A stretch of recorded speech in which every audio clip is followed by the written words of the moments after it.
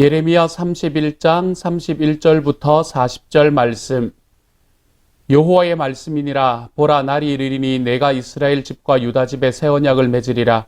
이 언약은 내가 그들의 조상들의 손을 잡고 애굽 땅에서 인도하여 내던 날에 맺은 것과 같지 아니할 것은 내가 그들의 남편이 되었어도 그들이 내 언약을 깨뜨렸음이라. 여호와의 말씀이니라. 그러나 그날 후에 내가 이스라엘 집과 맺을 언약은 이러하니 곧 내가 나의 법을 그들의 속에 두며 그들의 마음에 기록하여 나는 그들의 하나님이 되고 그들은 내 백성이 될 것이라. 여호와의 말씀이니라. 그들이 다시는 각기 이웃과 형제를 가르쳐 이르기를 너는 여호와를 알라 하지 아니하리니 이는 작은 자로부터 큰 자까지 다 나를 알기 때문이라. 내가 그들의 악행을 사하고 다시는 그 죄를 기억하지 아니하리라. 여호와의 말씀이니라. 여호와께서 이와 같이 말씀하셨느니라. 그는 해를 낮의 빛으로 주셨고 달과 별들을 밤의 빛으로 정하였고 바다를 뒤흔들어 그 파도로 소리치게 하나니 그의 이름은 만군의 여호와니라. 이 법도가 내 앞에서 패할진대 이스라엘 자손도 내 앞에서 끊어져 영원히 나라가 되지 못하리라. 여호와의 말씀이니라. 여호와께서 이와 같이 말씀하시니라. 위에 있는 하늘을 측량할 수 있으며 밑에 있는 땅의 기초를 탐지할 수 있다면 내가 이스라엘 자손이 행한 모든 일로 말미암아 그들을 다 버리리라. 여호와의 말씀이니라. 보라, 날이 이르리니 이 성은 하나넬 망대로부터 모퉁이 문에 이르기까지 여호와를 위하여 건축될 것이라. 여호와의 말씀이니라. 측량줄이 곧게 가렙 언덕 밑에 이르고 고아로 돌아 시체와 제의 모든 골짜기와 기드론 시내에 이르는 모든 고지 곧 동쪽 마물의 모퉁이에 이르기까지 여호와의 거룩한 곳이라. 영원히 다시는 뽑거나 전복하지 못할 것이니라. 아멘. 오늘의 말씀은 하나님께서 이스라엘 백성들에게 주시는 하나님의 백성들에게 주시는 새 언약을 이야기하며 말씀을 시작하고 있습니다. 하나님께서 백성에게 주시는 새 언약, 그것이 바로 무엇인가 라는 것이 31절부터 34절까지의 말씀에 나타나 있습니다. 하나님께서 새 언약을 세우시는 이유에 대해서 먼저 설명을 하고 있지요. 먼저 하나님께서 이스라엘 백성들, 하나님의 백성들과 새 언약을 세우는 이유는 그 백성들이 하나님의 언약을 깨었기 때문이다 라고 이야기합니다. 언약이 깨어졌다는 말은 약속이 깨어졌다는 이야기이지요. 하나님 편과 하나님의 백성 편에서 서로에게 약속을 세웠는데 그 약속이 깨뜨려졌다는 이야기입니다. 그 약속이 깨뜨려지고 나면 우리는 보통 어떤 행동을 하게 됩니까? 우리가 우리 이웃과 우리의 친구들과의 약속이 깨어지고 나면 우리는 보통 어떤 행동을 하게 됩니까? 그 약속이 깨어지고 언약이 깨어지고 계약이 깨어지면 우리는 그 계약을 깬 사람의 책임을 묻습니다. 그리고는 그 계약을 파기하게 되지요. 하지만 하나님께서는 오늘 말씀에서 내가 너희가 나와의 계약을 깨었는데 내가 그 계약을 파기하는 것이 아니라 내가 그 계약을 갱신하겠다라고 이야기하십니다. 그것을 파기한다라는 이야기는 이제는 더 이상 하나님의 백성이 될 수 없다는 말을 이야기하는 것이겠지요. 하지만 하나님께서 갱신한다라는 말은 하나님과 하나님의 백성 사이에 새로운 언약을 세우시고 예전에 백성들이 다 지키지 못했던 언약은 이제 뒤로 물리고 하나님께서 새로운 언약을 세우셔서 그 새로운 언약으로 다시 한번 우리의 계약 관계를 맺자라고 이야기하는 것이 이 언약의 갱신에 관한 이야기이지요. 하나님께서는 이스라엘 백성들과 하나님의 백성들과 새로운 언약을 맺겠다라고 이야기하시는 것을 통해서 그 약속을 어긴 백성들로 인해서 약속을 파기하는 것이 아니라 약속을 갱신하는 자리로 들어오시겠다라고 이야기하고 계시는 것입니다. 하나님께서 하신 이 약속의 갱신, 새로운 약속의 갱신은 어떤 것들인가? 그 내용에 대해서 설명하고 있는 것이 33절과 34절의 말씀입니다. 여기에서는 크게 두 가지의 이야기가 드러납니다. 먼저 이 하나님께서 주시는 새로운 갱신된 하나님의 언약, 이것의 특징은 무엇인가 하면 첫 번째로 돌 위에 기록된 것이 아니라 우리의 마음에 새겨주시겠다라고 이야기하는 것입니다. 돌 위에 새겼다라는 이야기는 이 모세에게 주셨던 하나님의 십계명 그리고 이스라엘 백성에게 주셨던 그 하나님의 법도를 이야기를 합니다. 하지만 하나님께서는 그것을 지키지 못한 것이 너무나 분명해졌으니까 백성들이 그것을 지키지 못했기 때문에 그들이 지금 멸망의 자리로 걸어가는 것이 너무나 분명해졌으니까 하나님께서는 이제는 내가 쓰는 방식을 바꾸겠다라고 이야기하는 것입니다. 그런데 그 쓰는 방식이 그들이 눈으로 보고 그리고 자기의 행동으로 행해야 되는 그 자리가 아니라 그들의 마음에 직접 새겨주겠다라고 이야기를 하고 있는 것이지요. 하나님께서 우리들의 마음에 하나님의 말씀을 직접 새겨주신다라는 말은 무엇을 의미하는 것일까요? 이것은 하나님께서 우리들에게 하나님의 말씀을 지키고 싶은 마음도 주시고 지킬 수 있는 능력도 주신다라는 것을 의미합니다.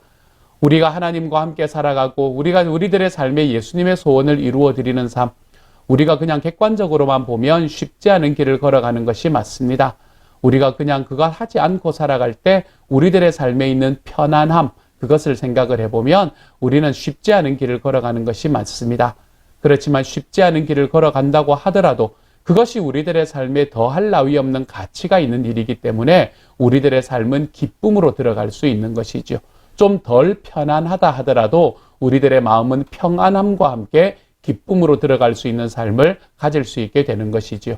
이처럼 하나님께서는 우리에게 객관적으로는 하나님의 뜻을 따라서 살아간다는 것이 쉽지가 않은 일이지만 그럼에도 그것에 들어있는 가치를 깨닫게 하심으로 인해서 하나님은 우리들의 삶이 우리 주님 안에서 그렇게 살아가고 싶은 마음과 능력을 한꺼번에 주시겠다.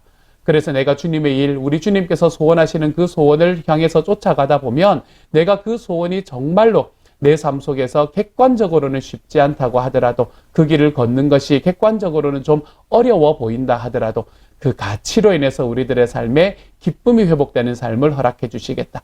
이것이 하나님께서 우리의 마음에 주님의 말씀을 새기신다는 이야기입니다.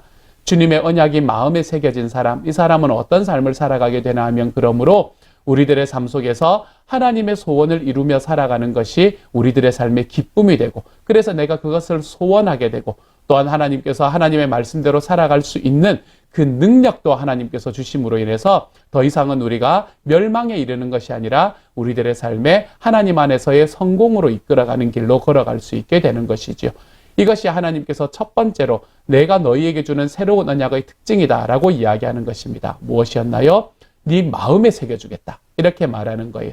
마음에 새겨주겠다. 무슨 말이라고요? 하나님은 우리에게 하나님의 말씀대로 살아가고 싶은 마음도 주시고 소원도 주시고 또한 그렇게 살아갈 수 있는 능력도 주시겠다라고 이야기하는 것이 오늘의 첫 번째 이야기가 되는 것이고요.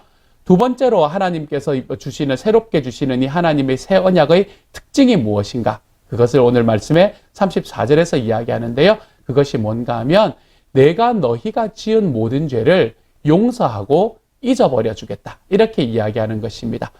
하나님의 용서의 특징은 무엇인가요? 하나님의 용서의 특징은 잊어버린다라는 것에 있습니다. 하나님께서는 우리를 용서하시고 난 다음에 용서했다고 이야기하면서 마음에 쌓아두시는 분이 아닙니다. 하나님께서는 우리의 모든 죄악들을 용서해 주시고 이 용서한다는 것은 예수 그리스도로 인해서 용서받는 거잖아요. 이 예수님으로 인해서 자기의 모든 백성들의 죄를 용서해 주시고 그리고 그 용서해 주셨으면 하나님은 그 모든 것들을 마음에서 잊어버려 주시겠다라고 이야기하는 것이죠. 내가 어떤 죄를 지었는지 하나님께서는 기억하지 않으시겠다라고 이야기하는 것입니다. 내 죄가 하나님 앞에 기억되지 못하기 때문에 우리는 하나님 앞에 사랑을 달라고 이야기하며 나아갈 수 있게 되는 것입니다. 주님 사랑을 주십시오. 저의 삶을 우리 주님의 사랑으로 안아주십시오라고 담대하게 걸어갈 수 있는 이유는 주님께서 우리의 죄를 용서하셨을 뿐만 아니라 우리의 죄를 기억지도 않으시겠다라고 말씀하시는 이 하나님의 새로운 약속이 우리에게 있기 때문입니다. 그러므로 주님의 새로운 약속의 길로 걸어가는 사람들은 모두가 우리 하나님께서 기뻐하시는 삶으로 걸어 들어갈 수 있게 되고 우리들의 삶에 있는 모든 삶의 순간순간마다 나의 삶에 있는 죄악들을 해결해 주실 뿐만 아니라 잊어버려 주신 하나님께 우리들의 삶의 담대함으로 주님의 사랑을 갈구하며 나아갈 수 있는 사람이 될 수 있는 것이죠.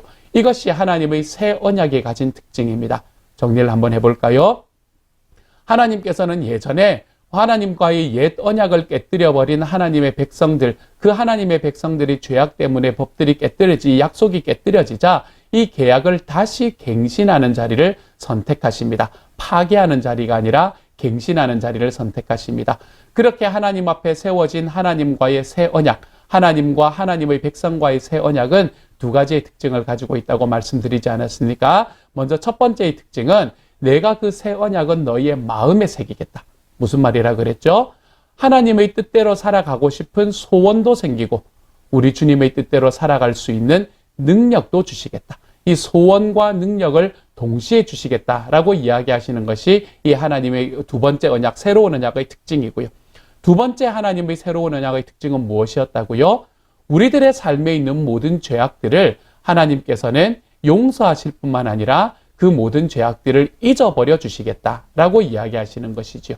주님이 우리의 죄악을 잊어버려 주셨기 때문에 우리는 하나님 앞에 우리 하나님의 사랑과 하나님의 은혜를 간구하며 걸어갈 수 있는 자리로 걸어가 볼 수 있게 된다는 것입니다. 이것이 하나님께서 우리에게 주시는 새 언약, 신약이 우리에게 이야기하고 있는 내용이다라고 이 예레미야 31장의 말씀은 우리에게 이야기를 합니다. 그리고 난 다음에 어떤 말씀을 하고 있나 하면요. 35절부터 36절까지 그리고 37절의 말씀은 우리에게 내가 이런 일이 있으면 너와의 약속을 파기하겠다. 이렇게 이야기합니다. 그 일이 어떤 일인지를 한번 보세요. 먼저 35절에서 36절까지 하나님은 뭐라고 말씀하시나 하면 이 세상에 내가 지었던 그 모든 창조, 그 창조의 질서가 남아있는 한 내 백성을 버리지 않겠다. 이렇게 이야기합니다. 그러니까 이 창조의 질서가 모두 다 뒤집어지면 그때야 내 백성을 버리겠다라는 이야기입니다. 이게 무슨 이야기일 것 같습니까? 또 하나의 더 이야기가 있습니다. 37절이에요. 여기서는 뭐라고 말하나 하면요. 너희가 내가 지은 이 창조의 질서를 모두 속속들이 다 알아버리지 않는 한은 내가 너희를 버리지 않겠다. 이렇게 이야기합니다. 그러니까 우리가 하나님의 모든 창조 질서를 조금이라도 알지 못하는 것이 있다면 하나님께서는 우리를 버리지 않겠다라고 이야기하는 것이죠. 이 두 가지 이야기는 무엇을 이야기하는 것입니까? 앞부분에 있는 이 전제 조건은 불가능한 것을 전제하고 있는 것입니다. 창조의 질서가 모두 다 뒤바뀌어 버리는 일은 불가능하지 않겠습니까? 하나님이 우리에게 주신 창조 질서를 모두 속속들이 다 알아버린다라는 것은 우리가 불가능한 일이지 않겠습니까? 그렇기 때문에 내가 너희를 이러한 불가능한 일이 일어나지 않는 한에는 너희를 버리지 않겠다라는 이 말은 내가 영원히 너희를 버리지 않겠다라는 하나님의 말씀과 동일한 이야기가 되는 것이죠. 하나님께서는 우리를 하나님의 새로운 약속으로 다시 안으시고 하나님과의 새로운 약속으로 안으신 하나님께서는 우리가 우리들의 삶을 살아가는 그 어떤 과정 속에서도 우리를 버리지 않겠다. 이제는 내가 내 아들 예수의 피로 다시 구원받은 너희들은 내가 다시 버리지 않겠다라는 이야기를 우리에게 강조해서 하고 있는 이야기가 되는 것입니다. 그리고는 38절부터 40절의 말씀에서는 성이 건축되는 이야기가 나타납니다. 여기서는 어떤 이야기가 나오나 하면요. 성이 재건될 것인데 이는 하나님의 거룩한 곳이 되기에 뽑히거나 전복되지 않을 것이다. 이렇게 말합니다. 하나님의 거룩한 곳이 되기에 뽑히거나 전복되지 않을 거다. 이것은 무엇을 말하나 하면 그 성 자체를 이야기하는 것보다 하나님 앞에 거룩한 곳이 되는 사람들은 되는 장소는 뽑히거나 전복되지 않는다라는 이 약속을 우리에게 이야기하고 있는 것이지요. 이 말씀을 가만히 바라보면 그 예전에 세워졌던 그 성이 우리하고 무슨 상관이 있느냐라고 이야기를 할 수 있습니다.